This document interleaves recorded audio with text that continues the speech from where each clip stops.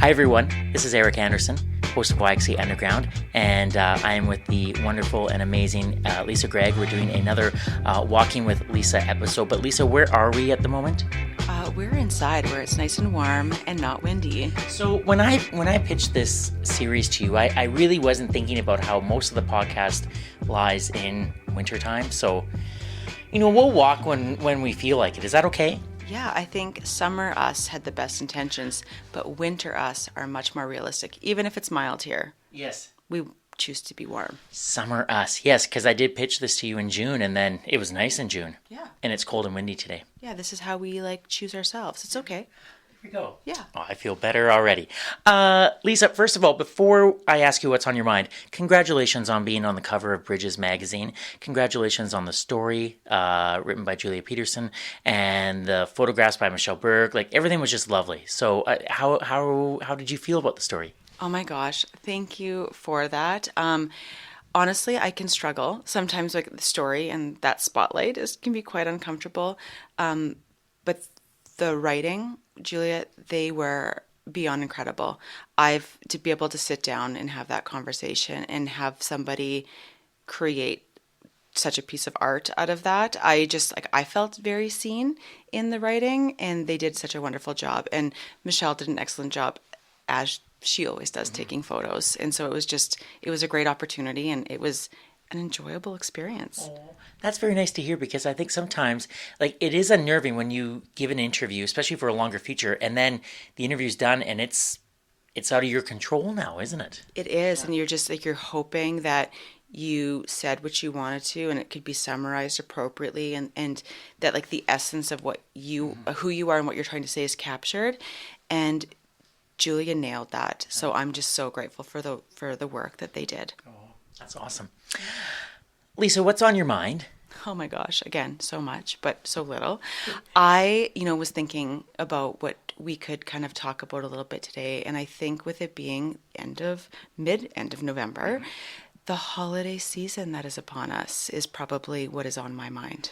It's a busy time of year for everyone.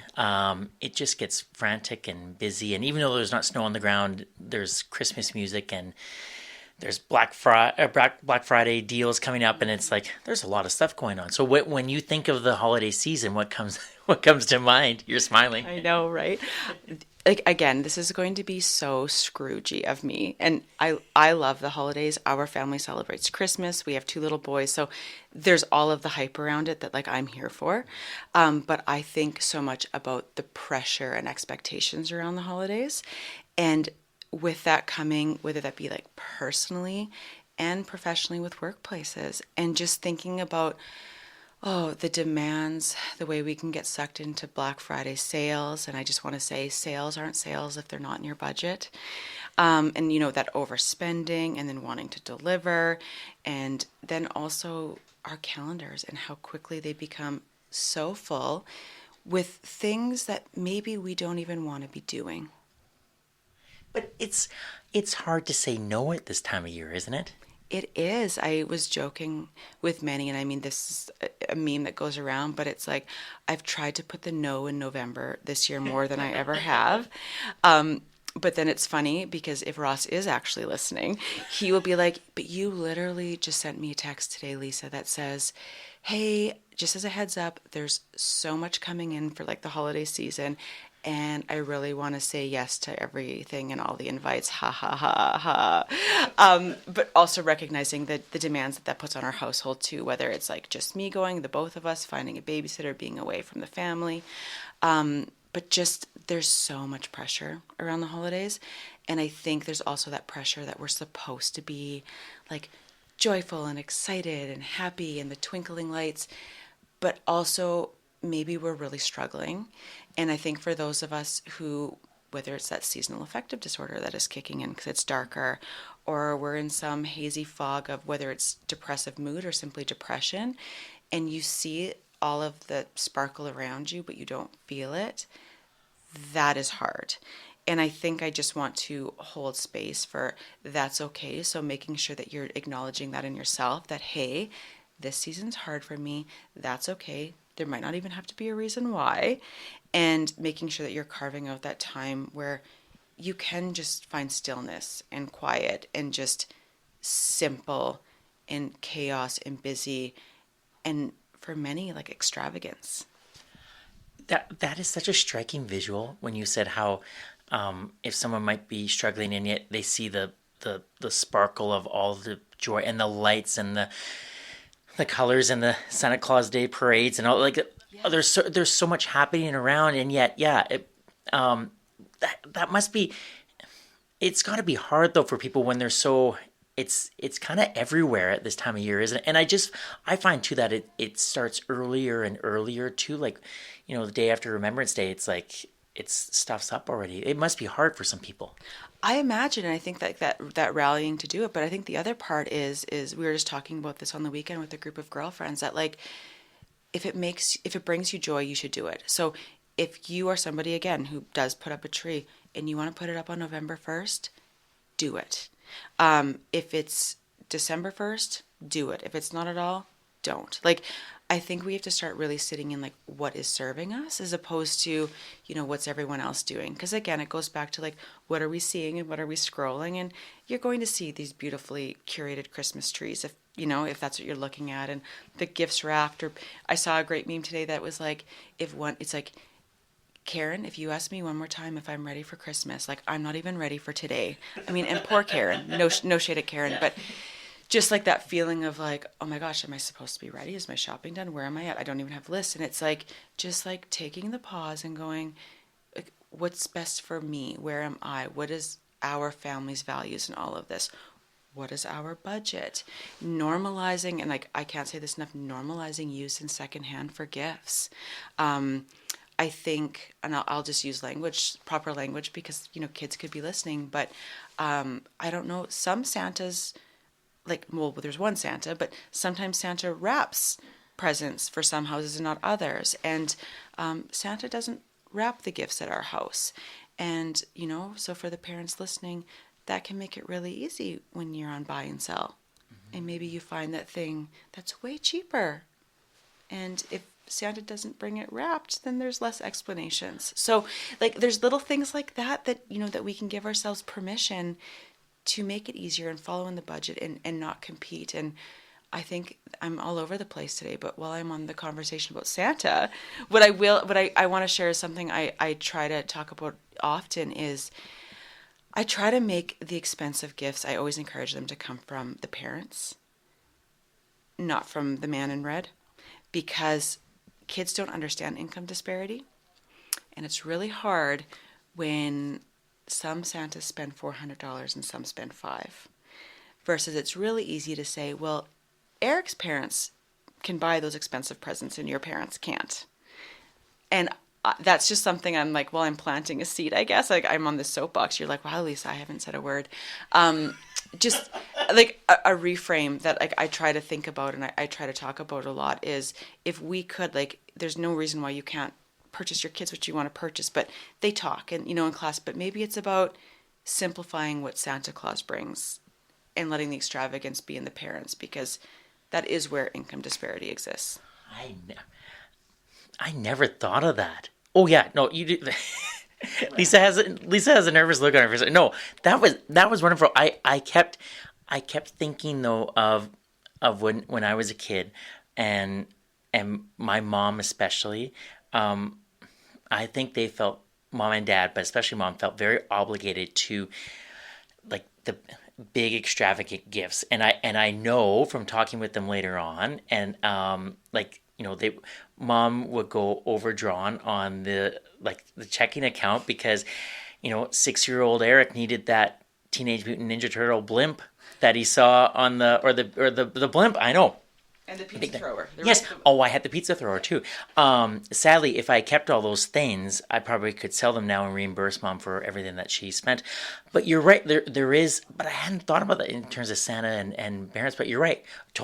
Kids talk. Talk. Like, kids really talk, and I think it's like getting harder and harder for parents. And I mean, now that I am one, and again, thank goodness our 6-year-old, like, he's like kind of oblivious to what goes on probably around him at school, and his teacher would probably confirm this, but he doesn't get caught up in like what the other kids are doing and having. That'll come, I'm sure. But like even things like Elf on the Shelf, and again, parents who are like listening with kids, I'm not going to get into like this should be safe for them to listen to. I just want to say that too, but if you want to push pause, go for it. But Elf doesn't come to our house. But Elf hasn't really been asked to come to our house yet. So I can sound like a very boundaried parent where I'm just like, I don't do Elf on the Shelf, but we haven't had that pressure from the 6-year-old. And I wonder if my 6-year-old was crying every night wondering if I could have my mind changed. But we've talked about it and trying to keep the narrative of like, oh no, like, yeah, Elf goes to some kids' houses, not others. You know what? He just doesn't come to ours. But that's easy for us to do right now because it has not been met with tears and meltdowns to date. And I want to share that because I know some parents are like, oh, like, I want to say no, but then the cries, I don't know what'll happen when the tears come. Who knows? But that's another thing that the pressure and the demands and some parents like can just create magic and it fills them up. Yeah. I love it. Some parents just straight up can't afford that and don't have the time for it, and that's okay. But I just think it's really hard, and I'm not trying to like be the joy kill, like the killjoy of like don't create magic for your kids. Like please do. It's just I think that awareness of not everybody has the same capacity and opportunity to do it, and those are the conversations that we like to have in our house too. And I don't think you can be too young where it's like, yeah, like Santa will bring something simple and fun. But those, the bigger presents you need to be asking mom and dad for, but also, sorry, bud, the Mario go-kart that's at Costco, you're not getting that for Christmas. We had that conversation. I was like, you sit in it. We're going to take a picture. Because we do that too, where if going shopping, he wants to buy something. And I'm like, take a picture. We'll put it on your Christmas list. I learned that probably on social media last year. And it helps from the meltdowns. But I'm also clear when I say, and you're not getting that. We don't spend $450 on a Christmas present. Is that hard as someone who's not a parent? Is that hard to say to your son? Well, yes and no. I would, it's probably harder for his dad, who loves to come home with toys from the Western Development Museum. Which is Ross, by the way. Ross mentioned earlier, is Lisa's husband, handsome man. And so anyways, what does he get at the Western Development Museum? Whatever he wants. No, we always, like, again, we are season pass holders of the Western Development Museum, and we just go every weekend, and by we, it's usually like Ross and the boys or Ross and Holden. And every time we leave, Holden likes to say, we should probably just take a walk through the little store. Yeah. And then, if he's with me, he leaves empty-handed and probably crying. And if he's with his dad, he, gets to leave with something often. So, like, you're welcome, Western Development Museum. But no, it's of course it's hard to say no. Of course it is. But I think we also need to reflect on like what that's about. Mm-hmm. And I think our kids have, they have everything that they could need, and they have a wonderful, they are spoiled. They have a lot of things. And yeah, I guess I have to deal with the meltdowns of the no, but they have to learn to tolerate that they're not always going to get those things either. And there's lessons in that too. And I think for us as adults to also reflect on like, when we feel like we can't say no, like first let's figure out what that's about. And sometimes it's just we don't like to say no, and meltdowns are really hard and we have no capacity to tolerate it. I get it. I don't always want to surfboard carry my kids out of stores either. So sometimes they just get the $4 toy for all of our peace of mind. But sometimes there's a bigger lesson in it that they just can't have everything. And the holiday season really amplifies like the pressure on parents and caregivers to give and overspend and put that on credit and make that January's problem. And, I just really want to normalize that struggle and the fact that like, it sucks when our kids are disappointed, but they're going to be disappointed so many times in their lives. And so we also have to take care of what are our family values and talk about that with them. These are our family values, and these are the limits that we'll set on that. That is such a mature and grown up way to like approach it, and but yet so many people don't, and it's like it's hard to. It's hard to figure that out. There is one specific thing I wanted to ask you as we were talking about this. Yeah. If there is someone out there, and perhaps I'm talking about me, who views or who has a love language of giving, and then the and so it's a dangerous time of year because you look around and it's like, well, you know, only recently in my make this about me now. In my family, did we start picking names because as an Anderson family, it was getting pretty. Out of control. Yes. Yeah. Do you have, if there are any people out there who have a love language of giving, and yet at the same time, like it's a slippery slope, isn't it? Any advice to anyone out there, and me, Dear Eric, dear? I think the biggest is like I love even like the drawing of names because things can get out of control and we're drowning in things. But at the same time, you are generous and you do love gift giving and that does fill your cup. So like you also can't be robbed of that. I think that that's a way of like expressing I love you. Some people say it, some people gift it. It's wonderful, right? And so like budgets are huge. We're like set a limit. And I think that that's the biggest step, even as like parents, to really sit down and be like, what are we spending this year? And then when you're drawing names in a family, what's the limit? Those parameters like set everybody up for clear expectations and success. That is very huge.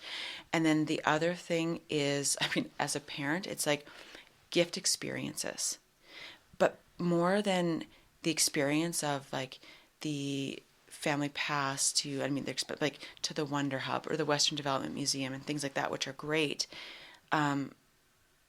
Take my kids to use it with them. So like for the aunts or uncles or grandparents and friends, it's like beyond just saying like, oh, here's a pass to the movies. Actually, and take my kid to the movies. Let them go with you. Because I hope if you're buying them a gift, there's a relationship. You know what I mean? Like, please know, like, I would rather foster that relationship. But it's like, no, like, take them to the movie. I mean, one, it gives the parents an amazing break. Like, there's motive in this. And then the child gets quality time. I mean, my best friend, I mean, she's also one of the most generous humans, and thoughtfulness is like through the roof. And how lucky am I? And for our kids' birthdays, like she does like little movie coupons, but it's like a late over. So like Holden will go to her house to watch a movie with the kids and stay late with his jammies and snacks, and then come back after, and like that's his gift to cash in, and it's like amazing. Like he thinks it's the best thing in the world because it's quality time with like we call them family, right? They're like family, and gets to do that and spend quality time, and that's more important than anything for us. But those are our values. And then if you're someone buying, especially, oh my God, especially for kids, it's like just always check in with the parents, where it's like, what would be helpful? What do they need? What do they want? I think it's like that. I love that something they want, something they need, something they'll wear, and something they'll read is like a great little checklist that I've seen to go through. But go through it. And then even for my parents, I still say as grandparents, like, this is supposed to be fun for you. So like, I'm not going to have you buy diapers. You want to buy the fun toy, please go do that.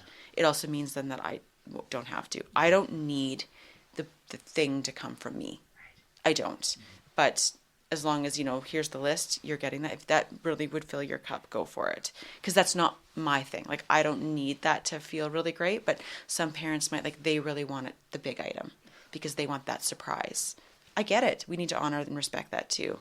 But I think if giving gifts is your love language, then give away, right? I think the only time people can get upset is maybe when it brings up something in them, right? But that's what you do. Keep doing it. But for families, like, I think we need to talk about budgets more. I mean, gosh, grocery gift cards would probably go a long way in gas, right? Like, it's like, hey, like the co-op, like Costco, gas and groceries. But, I think those setting limits and make them small, because that's where we get really creative and thoughtful too. But I don't think there's any shame, especially this year. I mean, in any year, but by saying like, we've set a cap on what we're spending this year. This is what it is. We need to respect that. Inflation is rough. So wise. Thank you. This was really really interesting because it's such a busy time of year. There's so many things going on at work and at home and yeah, just a lot. And there's a lot of stuff going on in the world now too. And it's just it's a crazy time of year. So thanks for sharing some of your wisdom today. Thank you. It's always a pleasure.